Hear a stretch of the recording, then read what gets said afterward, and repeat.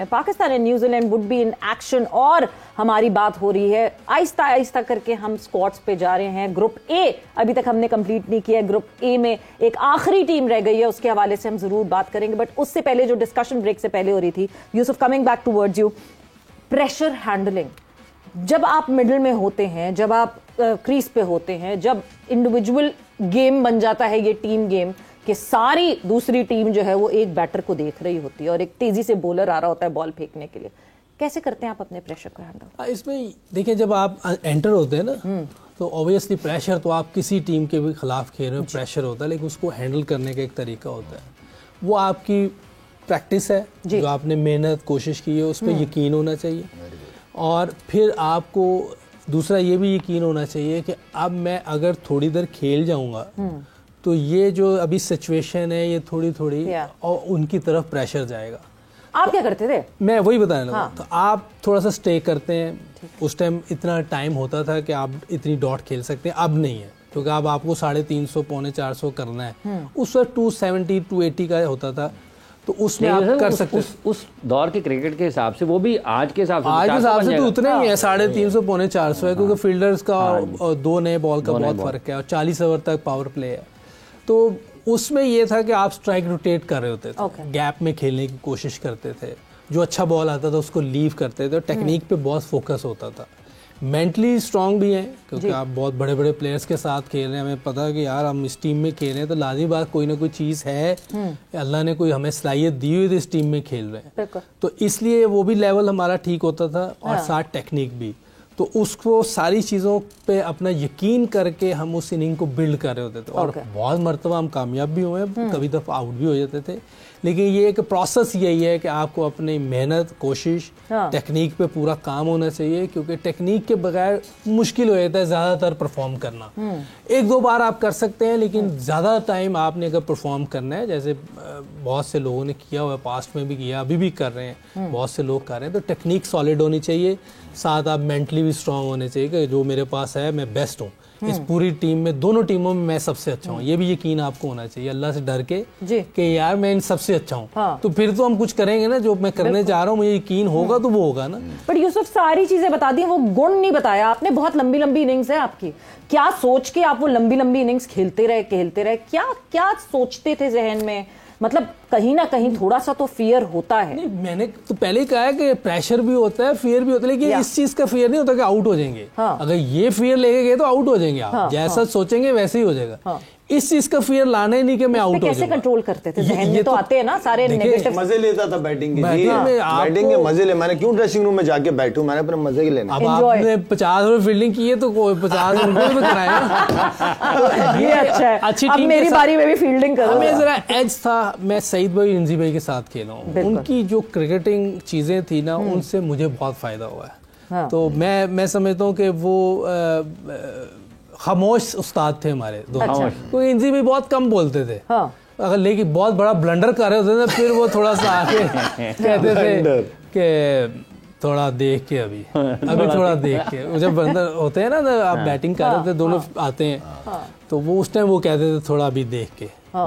समीरा, मैं यूसुफ की बात को थोड़ा सा आगे करूंगा। अभी जब पहला मैच था फखर जमान का, तो उसने 70-80 की है, ठीक है। अच्छा, वो मैच हार गए, वो हारने वाला मैच नहीं था। तो मैंने फखर को कॉल किया, मैंने फखर बहुत बहुत मुबारक हो, शुक्र अल्हम्दुलिल्लाह, तुम एक ऐसे प्लेयर हो जिसपे मुझे वो है कि पाकिस्तान को मैच आप अकेले जीतवा सकते हो। मैंने कहा फखर, आप मुझे ये बताओ कि आपको पता है कि अगले मैच में आप कितने रन कर रहे हो? कहता है नहीं लाला, मुझे तो नहीं पता कितने रन कर रहा हूँ। मैंने कहा जिस वक्त आप खेल रहे थे आपको पता था ना कि आप 80 पे हो? करे जी मुझे पता था मैं 80 पे हूँ। मैंने कहा तो एक तो आपने 100 भी मिस किया और एक आपने पाकिस्तान को मैच भी नहीं जितवाया।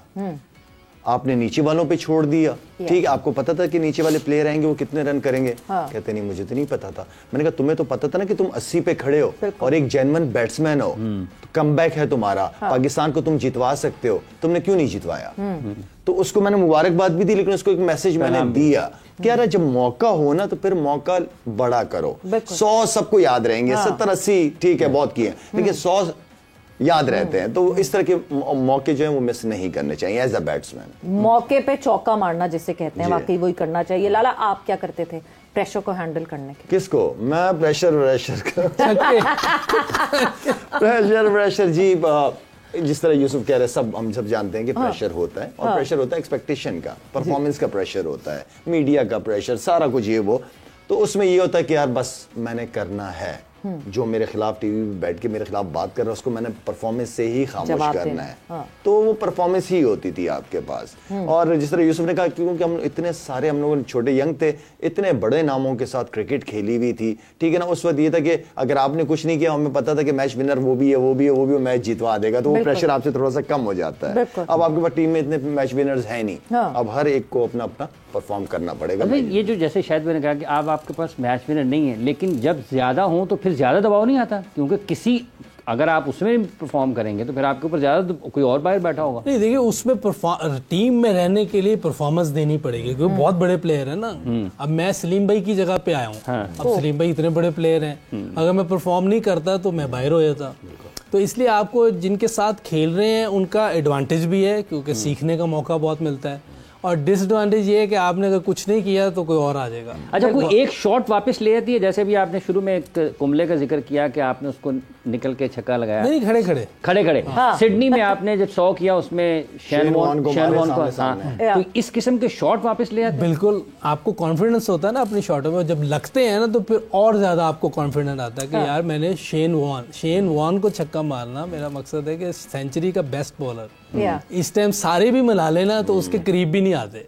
तो हमारी टीम उसके खिलाफ खेलती थी, सबने रन्स किए हुए, सबने उसके खिलाफ स्कोर किए हुए, मुरलीधरन के खिलाफ सबने किए हुए, मैंने नहीं किए लेकिन सबने किए हुए। अच्छा, मुरलीधरन जब आते थे उस वक्त तो आपको आउट होने का डर यार, वो एक ऐसा बंदा था कि वो पहले ही में आउट हुआ था तो आउट हो जाता था। अच्छा, वो मुझे कहता भी है, वो भी मुझे कहता है कि यार तू पहले ही आउट हुआ होता था इसलिए तू आउट हो जाता था, पहले से सोचा हुआ होता था यार मैं इसको नहीं खेल सकता, और वाकई मैं नहीं खेल पाता था। देखिए, मैंने पहले कहा ना, जब फेयर होगा आउट होने का, आप आउट हो जाओ। उसके खिलाफ में ऐसे रन नहीं होते थे कि अंदर फियर था कि ये मुझे रन्स करने नहीं देगा। अजीब सा साला हाथ घुमाता था, पता ही नहीं चलता था कि वो ऑफ स्पिन करने लगा है या दूसरा करने लगा है, कुछ समझ नहीं आती थी।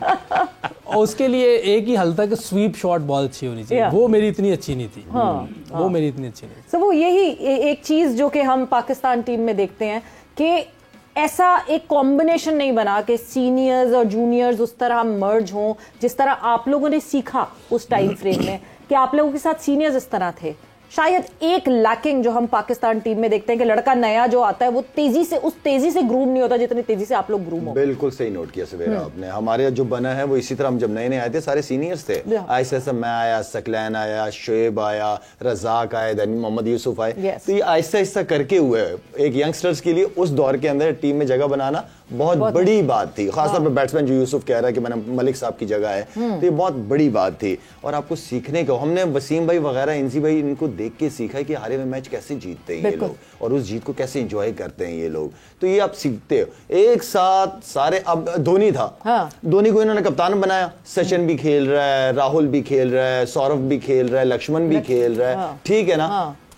उसने बनाया सबको आराम आराम से करके, सबको साइड पे भी हो गए वो, और नए उनको पता था कि अगर मोहम्मद यूसुफ की जगह मोहम्मद यूसुफ को हटा रहे हैं तो इसकी जगह मोहम्मद यूसुफ लाएंगे तो मोहम्मद यूसुफ हटेगा ना। तो उन्होंने साथ साथ में तैयार भी किए हैं। तो असल चीज ये है कि आपकी बेंच स्ट्रेंथ हमेशा से, मैं कहता हूँ कि 2 टीमें होनी चाहिए पाकिस्तान की, कहता हुआ ए टीम और बी टीम भी वही होनी चाहिए, वही सेंट्रल कॉन्ट्रैक्टेड होनी चाहिए जो ए टीम है। बेंच स्ट्रेंथ पे भरपूर काम करना चाहिए, और भरपूर अभी जो है वो जो हमारे लेजेंड्स हैं उनका इम्तिहान भी होने वाला है, वो अभी नहीं होगा, बिकॉज जब हम 5 बजे फिर से वापस आएंगे और फिर से जुड़ेंगे आपके साथ, उस वक्त हमारे लेजेंड्स तैयार रखेंगे अपनी टॉप 4 टीम्स, उसमें से टॉप 2 टीम्स, और कौन लगता है इनको कि चैंपियंस ट्रॉफी 2025 का चैंपियन बनेगा। सो आप लोगों को हम अच्छे खासे 2 घंटे दे रहे हैं ये चीज डिसाइड करने के लिए कि कौन होंगी आपकी top 4, top 2 and then the champion of champions trophy, क्योंकि वक्त इस वक्त यहां पे खत्म हो गया है।